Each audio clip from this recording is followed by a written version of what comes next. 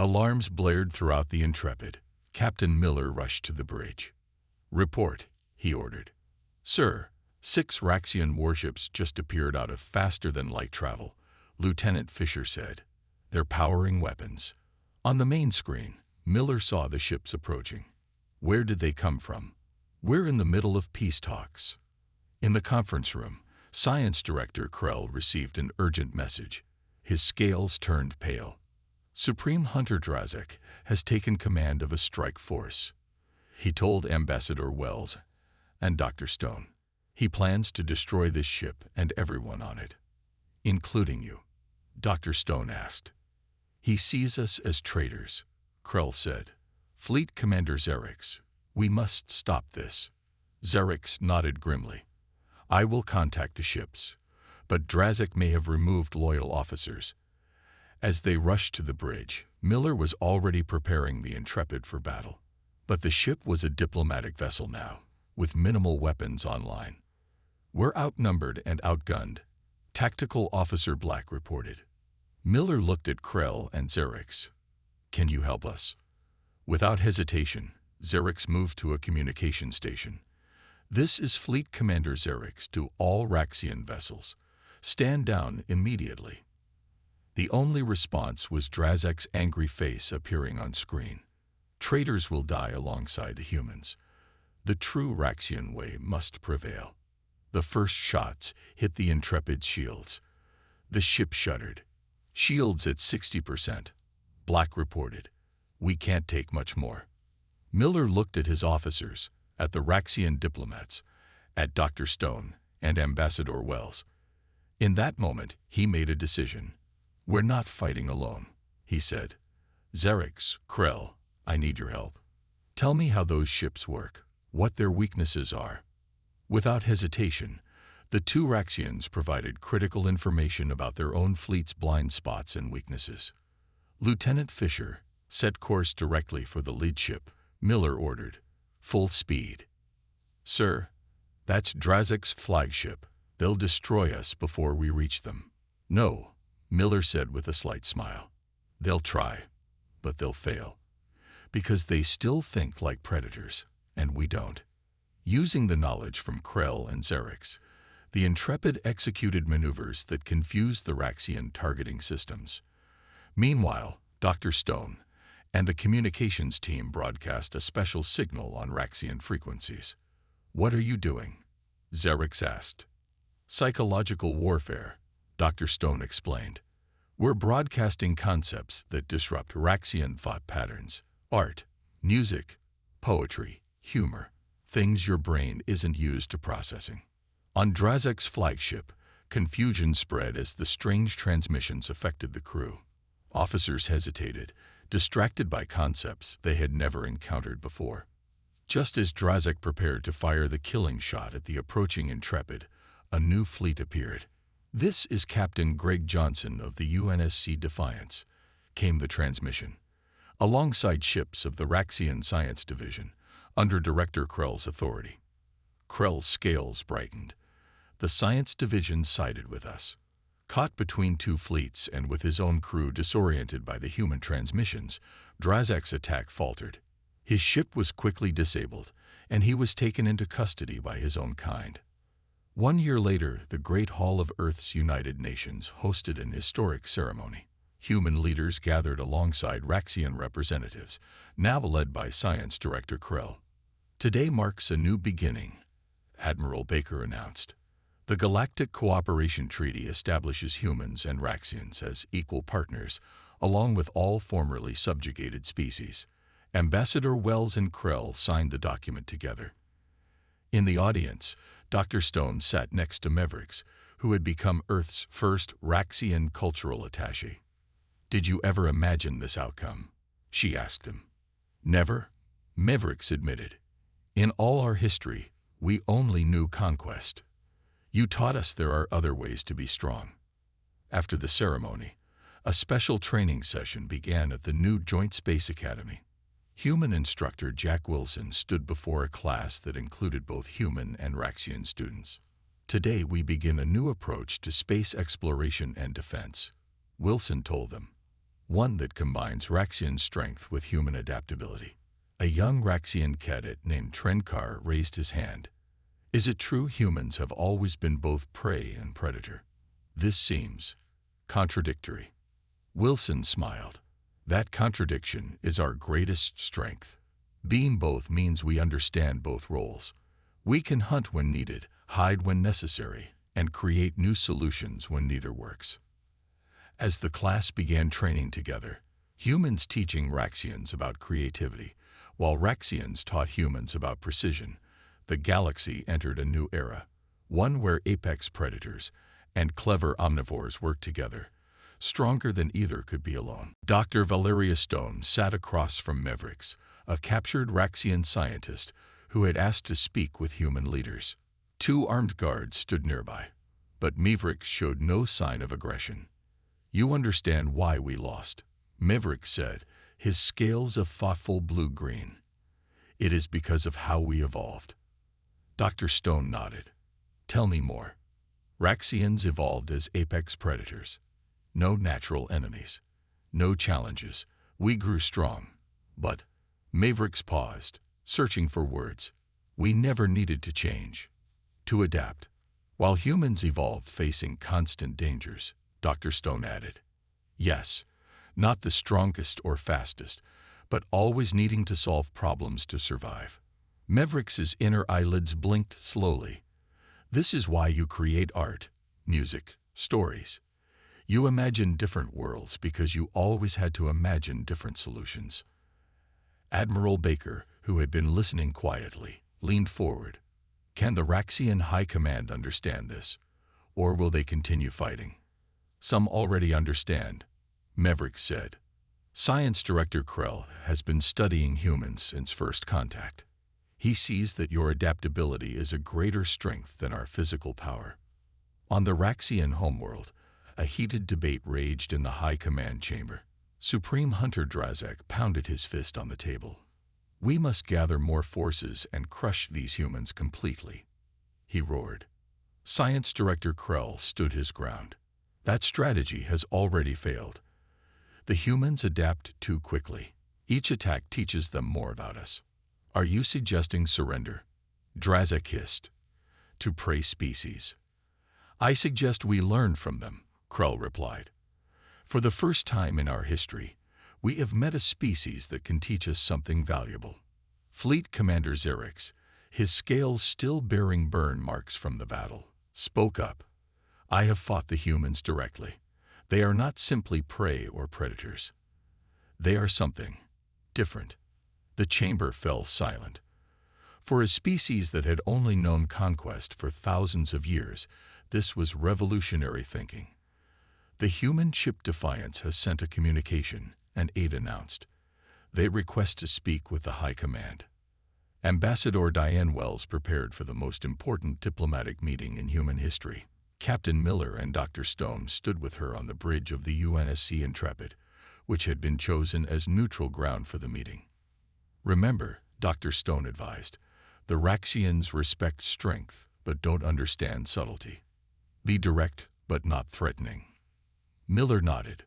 Show them we can be both predator and prey. Fierce when needed, cooperative when possible. When the Raxian delegation arrived, led by Science Director Krell and Fleet Commander Xerix, Ambassador Wells greeted them formally. The United Earth Government welcomes you with respect, she said. We offer peace between our species. Krell studied her carefully. You offer peace after defeating our forces. We offer peace because we prefer cooperation to conflict, Wells replied. But make no mistake, if forced to fight, we will defend ourselves with everything we have. This dual message, peace offered alongside strength, confused many Raxians, but Krell understood. Your species thinks differently than ours, he said. You can be both hunter and hunted, both warrior and peacemaker. It is how we survived, Wells explained. We faced predators stronger than us, so we learned to think differently, to adapt. As the diplomatic talks continued, Krell shared something surprising with Dr. Stone. Some young Raxians are beginning to question our old ways, he said quietly. They ask why we have no art, no music, no stories. They want to learn these things from humans. Cultural exchange would benefit both our species, Dr. Stone suggested. Back on the Raxian homeworld, Supreme Hunter Drazek was not idle. He gathered supporters who believed that dealing with humans as equals was shameful. These scientists and diplomats have been corrupted by human ideas, he told his followers. We must restore the true Raxian way, the way of the hunter. As the peace talks progressed on the Intrepid, neither humans nor Raxians realized that Drazek was planning one final desperate attack to prove that apex predators should fear nothing, not even humans. The space around Proxima Centauri filled with ships.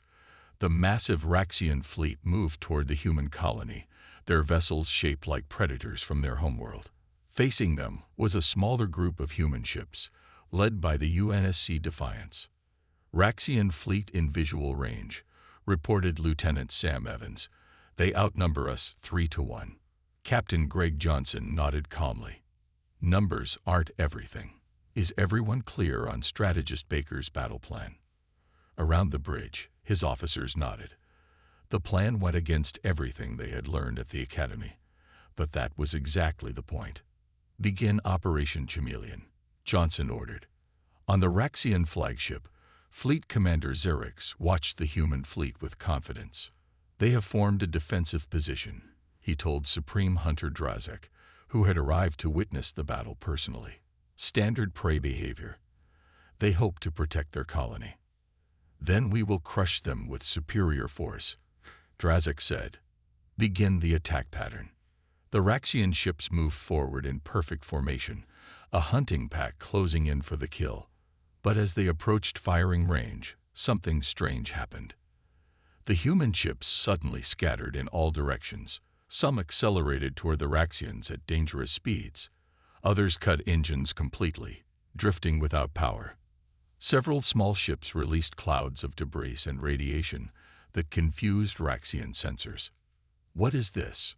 Drazek hissed. This is not how prey defends itself. Zarek struggled to track the chaotic movements. Order the fleet to target the largest human vessel. But the UNSC Defiance was executing its own unusual maneuver. It had rotated sideways, presenting the smallest possible target profile, and was firing its engines in short, unpredictable bursts. They're not following any known combat doctrine, Zarek said, scales shifting to a confused yellow color. On the Defiance, Olivia Baker directed the battle from tactical. Phase 1 complete. They're confused. Begin Phase 2. The scattered human ships suddenly coordinated their actions. 3 smaller vessels fired electromagnetic pulses at key Raxian ships. The Defiance activated its main weapon, not aiming at the Raxian ships themselves, but at the space between them. What are they firing at? Drazek demanded. His answer came as the space lit up with a cascade of energy reactions. The Defiance had targeted the specific radiation frequency that Raxian sensors used, creating false readings across their fleet. Alarms blared as Raxian ships began firing at phantom targets, and in some cases at each other.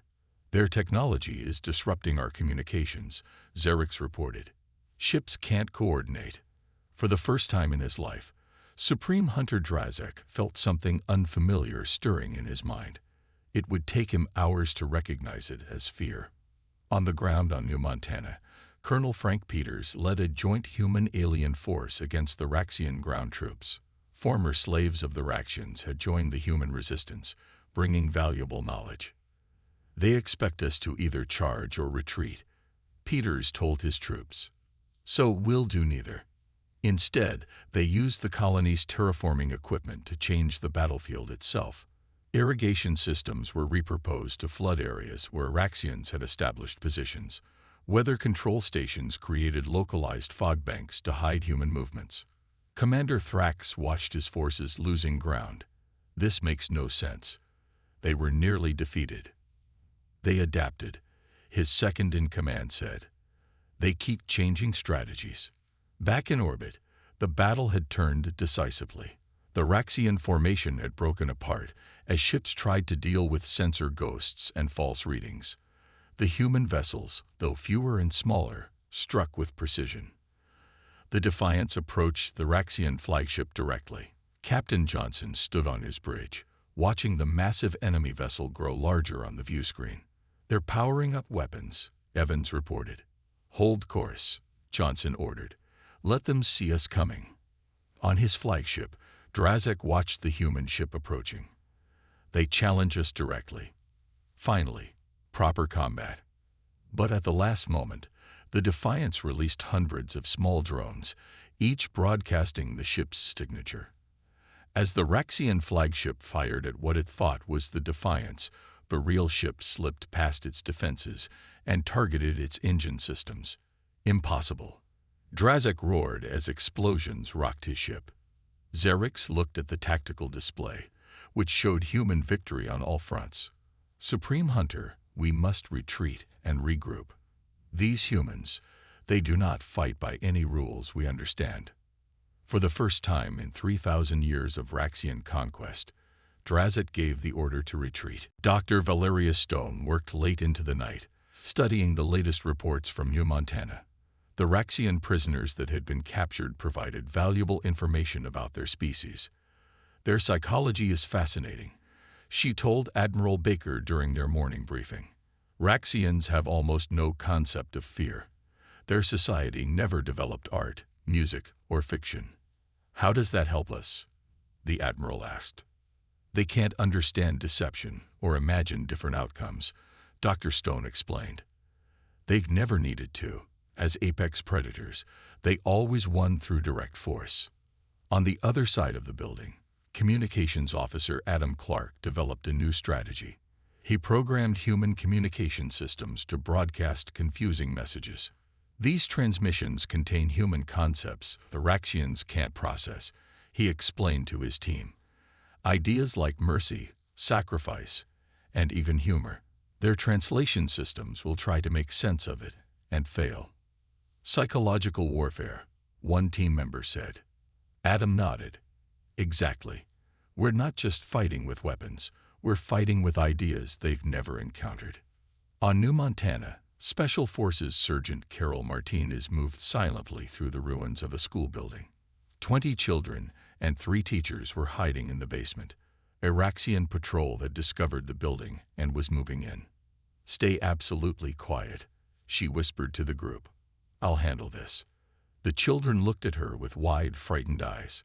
One small boy clutched a stuffed bear. Martinez checked her weapons, one rifle with limited ammunition and a combat knife. Not enough for the 5 Raxian soldiers outside. She looked around the room, her mind working quickly. She grabbed cleaning supplies from a closet, mixed them in bottles, and prepared makeshift traps near the entrances. When the first Raxian broke through the door, Martinez was waiting. Instead of attacking directly, she triggered her trap. The chemical mixture created thick, choking smoke. As the Raxians stumbled, confused, she attacked from behind, using their size and strength against them. Within minutes, 4 Raxians lay unconscious or dead. The 5th one stared at her in what could only be described as shock. "How? You are small, weak," the Raxian hissed. Martinez didn't answer. She simply attacked, moving in ways the Raxian couldn't predict, using the environment to her advantage. When it was over, she gathered the children and led them to safety through a passage the Raxians had overlooked. On the Raxian command ship, Fleet Commander Xerix watched the recording of Martinez's fight with growing concern. The footage had been captured by the helmet camera of the last Raxian soldier before he fell. "One small human female defeated 5 of our elite hunters," he said to Science Director Krell. "How is this possible?" Krell studied the footage carefully. She did not fight like a predator or prey. She adapted, used her environment, created weapons from nothing. "Is this common among humans?" "All the reports suggest it is," Krell answered. "They call it resourcefulness. Their entire history is filled with stories of using clever solutions rather than direct force." Xerix's scales shifted color as he thought. "We have always known exactly how to fight, exactly how to hunt. We never needed to adapt. That may be our weakness against these humans, Krell suggested. They evolved facing constant dangers and challenges. We evolved with none. The UNSC Defiance moved through space toward New Montana, Captain Greg Johnson standing on the bridge. Latest reports show the Raxians are struggling with the ground invasion, he told his officers. But they're bringing in reinforcements. We need to arrive before their main fleet does. Tactical Officer Olivia Baker showed him her battle plans. Sir, I've developed these unconventional approaches based on what worked for the Intrepid and the New Montana defenders. Johnson studied the plans, raising his eyebrows. These violate standard space combat doctrine, Lieutenant. Yes, sir, Baker agreed. That's exactly why they'll work against the Raxians. They expect us to follow rules, either the rules of predators or prey. We need to create our own rules. As the Defiance prepared for battle, Earth's scientists and military leaders studied everything they could learn about the Raxians. One fact became increasingly clear. The greatest advantage humans had was not technology or weapons, but their minds. Minds shaped by millions of years of evolution, where humans had been both predator and prey, forcing them to develop imagination, creativity, and adaptability. The Raxians were about to learn that the most dangerous creature in the galaxy was not the strongest or fastest, but the one that could outthink its enemies. Supreme Hunter Drazek slammed his clawed fist onto the war table. The holographic display of human space flickered. 3 scout ships lost. 3. This has never happened before, he growled. His inner eyelids flicked across his yellow eyes in anger. Fleet Commander Zarek stood at attention. The humans use unusual tactics. Supreme Hunter, they do not fight as expected. Then we will overwhelm them with force, Drazek decided. Prepare the invasion fleet. Target their colony world here. He pointed to a blue-green planet on the display. New Montana, they call it. Zarek noted. Population approximately 2 million humans. Begin the hunt, ordered Drazek. Governor Laura Phillips looked up at the sky as air raid sirens blared across New Montana's capital city. Dozens of Raxian ships descended through the clouds. Get everyone to the shelters, she ordered her staff, and activate the militia defense plan. As people rushed to underground bunkers, the local defense forces moved into position. They had been preparing since the first warnings came from Earth. Remember your training, Captain Ben Reeves told his militia troops. Don't stand and fight in the open. Use the terrain, hit, and run. The Raxian dropships landed in the city center. Armored reptilian soldiers marched out, weapons ready. They expected the humans to either surrender or fight in direct battle. They were not prepared for what happened instead. The streets were empty. No defenders met them. The Raxian commander, Thrax, looked confused. Spread out. Find the humans, he ordered. As his troops moved through the streets, the attacks began. A small explosive went off, covering one squad in thick smoke. From windows and alleys, humans fired quick shots, then disappeared before the Raxians could respond. This is not proper combat, Thrax hissed. Face us, cowards. In an underground command center, Governor Phillips watched the battle through security cameras. Keep them confused, she told her militia leaders. Don't give them the fight they expect. Captain Reeves directed his teams through the city's underground maintenance tunnels, popping up to strike, then vanishing again. The Raxians are following standard search patterns, he reported. They're not adapting to our tactics. On Earth, Admiral Kevin Hayes addressed the United Nations Security Council. The Raxians have attacked New Montana, he announced grimly. But the colony was prepared.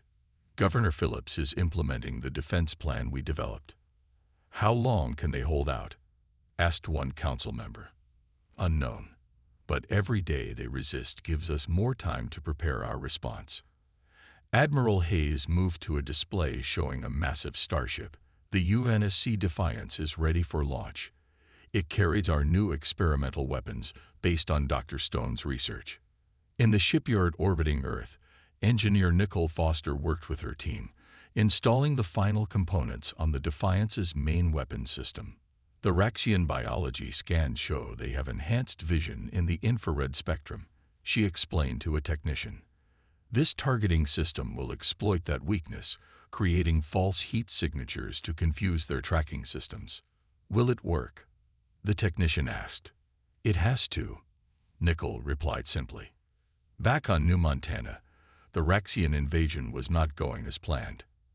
After 3 days, they controlled only the central city district. Human resistance was everywhere, but nowhere, striking, then disappearing into tunnels, sewers, and hidden bunkers. In his command ship, Commander Thrax reported to Fleet Commander Xerix. The humans fight like, I don't know how to describe it. Not like prey, not like predators. They set traps. They use the environment against us. Xerix's scales darkened. This is what happened to our scout ships. These humans are unpredictable. Request reinforcements, Thrax demanded. We need more hunters. Reinforcements are coming, Xerix assured him. But Supreme Hunter Drazek wants prisoners. We need to study these humans, understand how they think. As night fell on New Montana, the Raxians set up secure perimeters, using thermal scanners to watch for human attacks. But the humans had already adapted, using cold shields to mask their heat signatures as they moved through the darkness. For the first time in Raxian military history, an invasion was behind schedule. The apex predators of the galaxy were learning a hard lesson. Sometimes the most dangerous prey is the one that refuses to act like prey at all. On Raxian Prime, Science Director Krell stared at the battle recordings from the scout ship with growing confusion. The large Raxian scales shifted from green to yellow, showing his troubled state of mind. Play it again, he ordered. The holographic display showed the human ship disappearing from sensors, then reappearing behind the Raxian vessel. This behavior makes no sense, Krell said to his assistant. They should have either fought directly or fled. Not this. Trickery. His laboratory was filled with screens displaying human broadcasts intercepted from their communication networks. Krell had been studying these strange, soft-skinned creatures since first contact. They are physically weak, his assistant noted. Perhaps they developed cunning because they lack strength. Krell tapped his claws on the metal table. Perhaps, but there is something more here. These humans, they do not think like proper prey. A message alert sounded. Fleet Commander Xerix appeared on the main screen, his scales a deep red with anger. Science Director, explain to me how a primitive species managed to damage one of our ships, Xerix demanded. Commander, these humans are unusual. They adapted their tactics in the middle of battle. They did not follow expected patterns. Xerix hissed. No species has ever adapted so quickly to our hunting methods. I need more data, Krell said.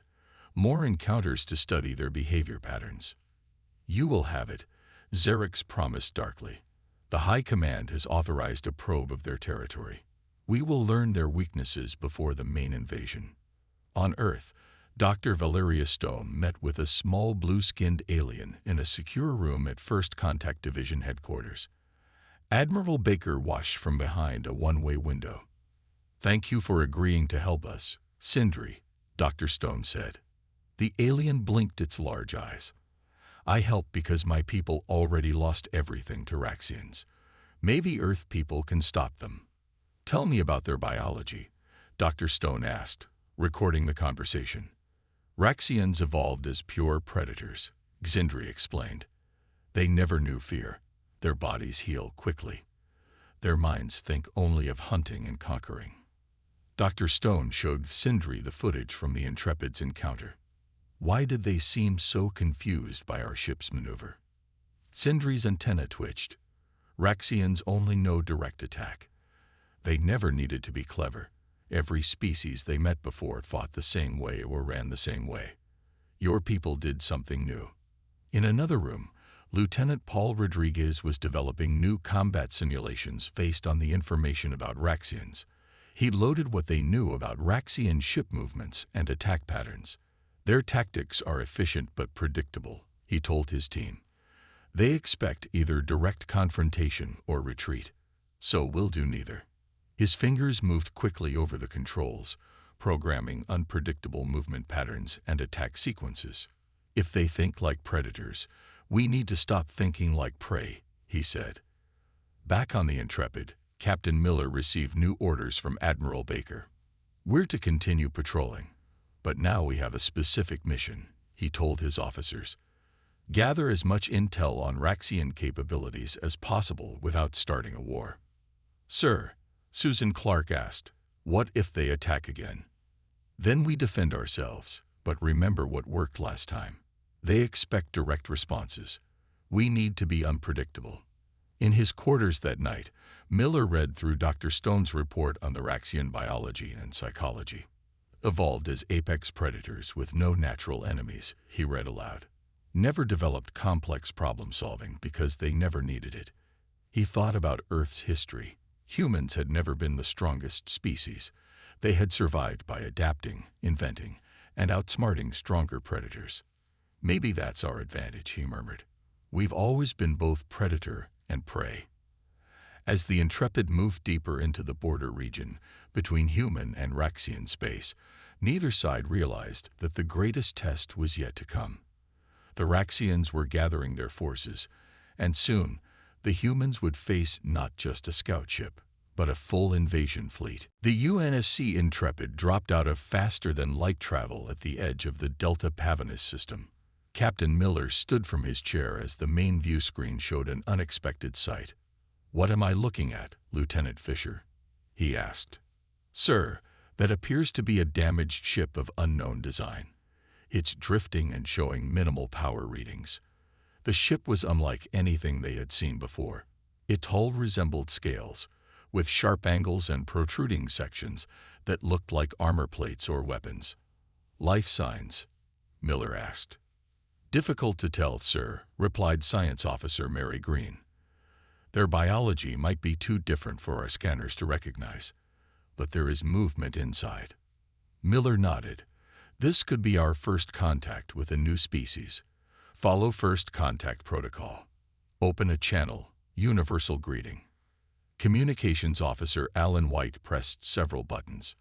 Channel open, broadcasting in all standard formats. Miller spoke clearly. This is Captain Henry Miller of the Earth vessel UNSC Intrepid. We offer assistance if needed. We come in peace. For several minutes, there was no response. Then, suddenly, the alien ship's lights flared to life. Captain, they're powering up weapons, shouted Tactical Officer Joe Black. Shields up. Evasive maneuvers, ordered Miller just as the alien ship fired. The Intrepid shook as energy blasts struck its shields. Return fire, defensive pattern only, Miller commanded. Target their weapons systems, minimal damage. The human ship fired precision shots that struck the alien vessel's weapon ports. On the bridge of the Raxian scout ship, Commander Nex hissed in surprise. How did they target our weapons so accurately? These creatures look so soft, so weak, he said, looking at the image of humans on his screen. Their technology is more advanced than we expected, his second-in-command replied. But they will still fall before our might. The Raxian ship launched a more aggressive attack, firing from secondary weapons. The Intrepid shook harder this time. Shields at 60%, Black reported. Sir, their attack pattern is predictable, said Susan Clark, watching the tactical display. They're attacking like predators. Direct overwhelming force from the front. Miller looked at her. What are you suggesting, Lieutenant? They're fighting like predators hunting prey, sir. But we're not prey. We can use that against them. Miller nodded. Navigation. Bring us about. Tactical. Prepare to fire on my mark. Navigation specialist. Rick Gomes' fingers flew over his console. Sir, I have an idea. Their sensors seem to track our engine output. If we cut main power for 3 seconds while firing thrusters. Do it, ordered Miller. The Intrepid suddenly went dark, drifting in an unexpected direction. The Raxians lost track of their target momentarily. When the human ship powered back up, it was behind the Raxian vessel. "Fire," Miller ordered calmly. The Intrepid's weapons struck the rear of the Raxian ship, damaging their engines. On the Raxian bridge, alarms blared. Commander Nex could not believe what had happened. How did they? This is impossible. No prey species has ever outmaneuvered a Raxian hunter ship. "Commander, we must retreat and report this to High Command," urged his second. Nex hissed in frustration, but nodded. The damaged Raxian ship limped away, jumping to faster-than-light speed. Back on the Intrepid, the crew was evaluating the encounter. "Good work, everyone," Miller said. "Especially you, Gomes. That was quick thinking." "Thank you, sir," the navigation specialist replied. "I just thought about what my grandfather taught me about hunting. Sometimes the deer has to outsmart the wolf." Science Officer Green approached the captain. "Sir, I've analyzed their communications during the battle. I believe these might be the Raxians mentioned in the warning message." Miller's face grew serious. "Send all data to Earth immediately. If these Raxians attacked without provocation, this won't be our last encounter with them." As the Intrepid continued its patrol, the crew didn't realize that they had just done something no species had done in 3,000 years. They had outfoxed the galaxy's apex predators. And on a Raxian command ship several light-years away, Fleet Commander Xerix was about to receive very disturbing news. The Raxians ruled the stars. Their massive warships moved through space like sharks through dark waters. Fleet Commander Xerix stood on the bridge of his command ship, the Fang of Conquest, watching as another alien world appeared on the main screen. "Another world for the glory of Raxia," said Sub-Commander Vex, her scales gleaming under the blue lights of the bridge. Xerix nodded, his yellow eyes narrowing. "Begin the standard approach. They will surrender or be destroyed." This was how it always went. For over 3,000 years, the Raxians had conquered every species they encountered. Their natural armor, regenerative abilities, and superior strength made them unstoppable. They were the apex predators of the galaxy, and nothing had ever challenged that fact. "Commander, sensors detect unusual energy readings from the fourth planet in this system," reported the science officer. "Investigate, but proceed with caution," ordered Xerix. "Remember what happened in the Proxima system." The crew fell silent.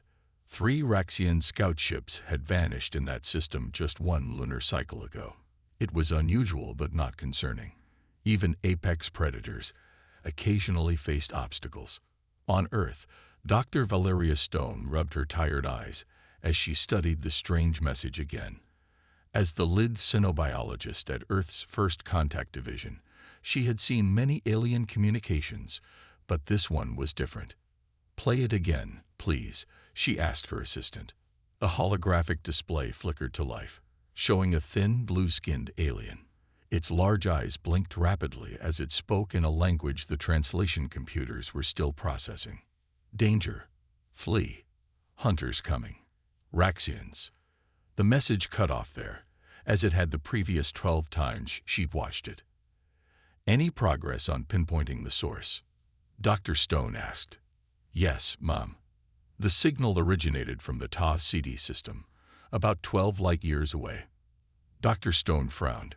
Ta CD had been quiet in all previous scans. Either someone had been hiding there, or they had just arrived. Neither option was comforting. Her computer beeped with an incoming call. The face of Admiral John Baker appeared on screen. "Doctor, I need your assessment of this alien message within the hour. The Security Council is meeting, and they need to know if this is a genuine warning or a trick." "I believe it's genuine, Admiral," she replied. The fear in the alien's voice translates across species.